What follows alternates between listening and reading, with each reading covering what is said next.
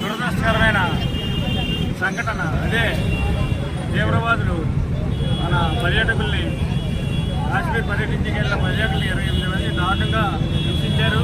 వాళ్ళని మతం అడిగి నువ్వు హిందువా అంటే చంపేయడం, అలాగే క్రిస్టియనా అంటే క్రిస్టియన్ చంపేయడం, ముస్లింలు అయితే వదిలేయడం జరిగింది. దీన్ని తీవ్రంగా ఖండిస్తున్నాం జనసేన పార్టీ తరఫున. అలాగే మా పవన్ కళ్యాణ్ గారు 3 రోజులు దీన్ని సంతాప దినాలుగా ప్రకటించి 3 రోజులు నిరసన తెలపమన్నారు. మొదటి రోజు కొవ్వొత్తుల ర్యాలీ చేయమన్నారు, అది బాగిరిపేట నియోజకవర్గంలో చేసాం.